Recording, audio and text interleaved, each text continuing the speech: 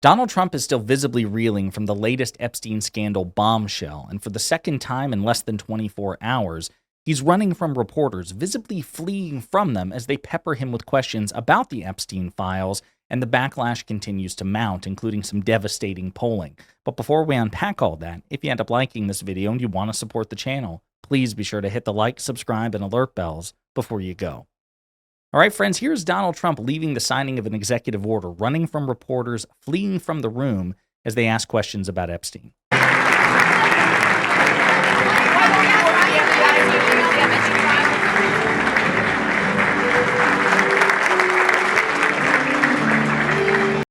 Yeah, that was Trump and First Lady Melania Trump walking away, just hightailing it out of this particular room to avoid reporters. He even looks at one who has her phone up, asking him about the Epstein files, looks right at her, looks away, walks out of the room. This is full-blown panic mode from a man who's never encountered a microphone or a camera that he has not tried to eagerly monopolize. He's never been one to answer questions substantively or directly. He's terrible at that. But in terms of basking and soaking in the attention, he is once again fleeing. And the last time he did this was about the Epstein scandal back in July, right? And so now it's rearing its ugly head. It's terrible. His fear is palpable. And as Harry Enton, CNN's chief data analyst and polling analyst, is about to explain, Trump has very much a lot of reason to fear. When you talk to you hear from the victims, it is very clear what they want. They've made that clear again and again.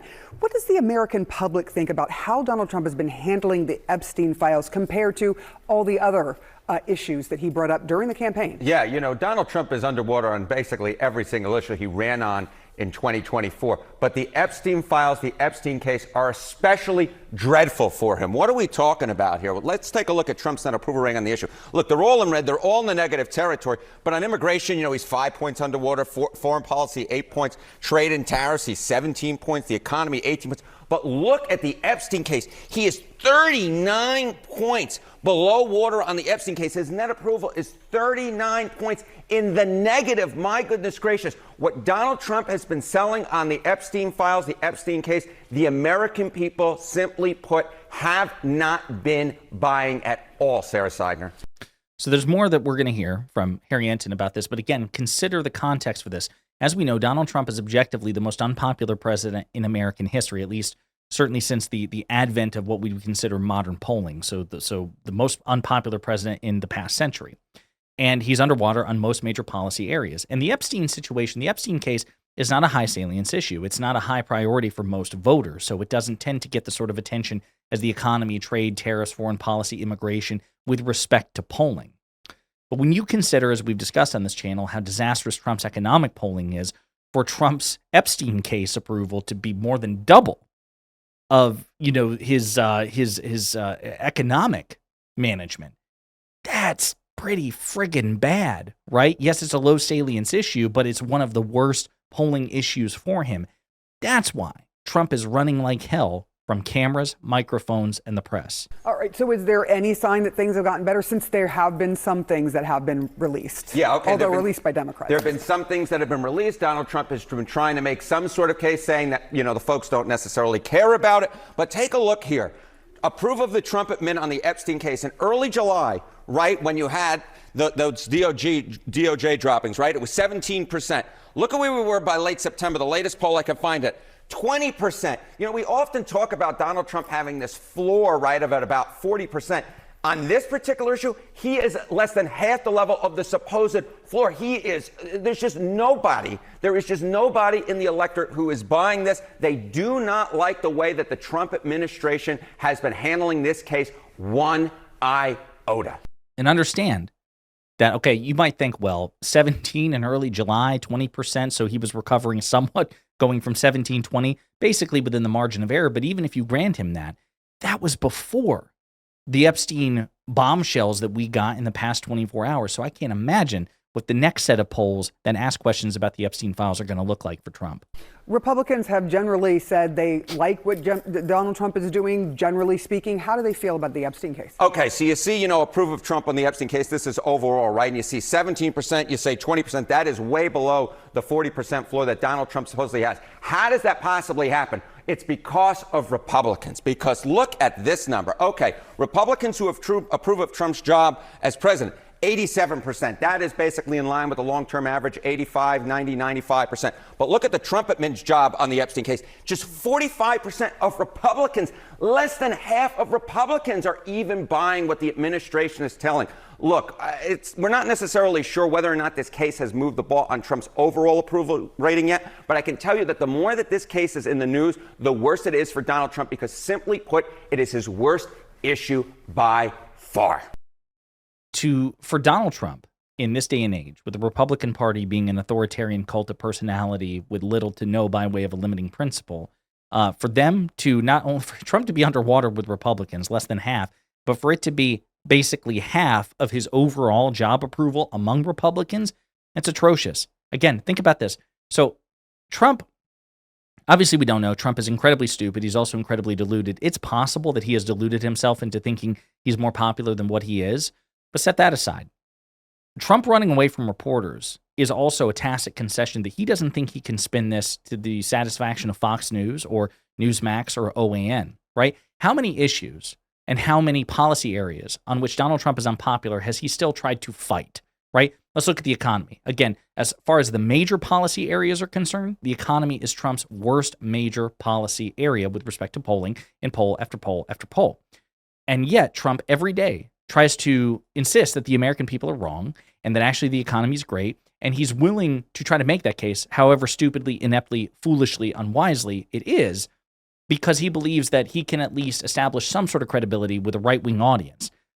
Here, Trump is avoiding talking about the Epstein files to anybody, at least as of this moment. Now, he might change that in a softball interview with Newsmax or OAN or Fox News, but I would be quite frankly surprised if that were to be the case. So Trump has acknowledged on some level, like, shit, I can't even dupe my own people. I'm more likely to trick the American people into believing that the economy's great and I'm making them richer than I am to trick Republicans, not just the American people, Republicans, that I'm actually handling the Epstein files thing okay. Like, do you understand how much of a tacit concession it is that Trump is running from any and all cameras? Again, he's acknowledging he can't even spin it successfully with his own people.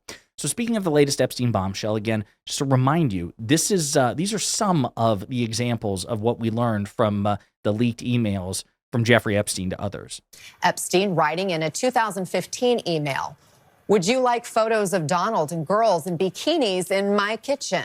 And in another writing, "Ask my houseman about Donald almost walking through the door, leaving his nose print on the glass as young women were swimming in the pool." So that was pretty disturbing. How are the American people reacting? Well, MSNBC went out with a microphone and asked the American people about some of these latest revelations. That guy, he is in it, and we should have all of the information out, but I don't think it's going to matter to the public. They're opening the can of worms. The worms are crawling all over the place. Optics are everything. You really have to, friends or not, you just have to be honest, and I hope we're getting honesty. I don't know if you know at the beginning, it's very difficult to tell. Transparency is key. But we're not getting it from Trump. No transparency whatsoever. So again, this is just not good. Axios has a pretty good write-up of the latest, like a recap of the Epstein situation. The Epstein files become a fiasco of Trump's own making. 4 months ago, Trump blocked the release of the Epstein files.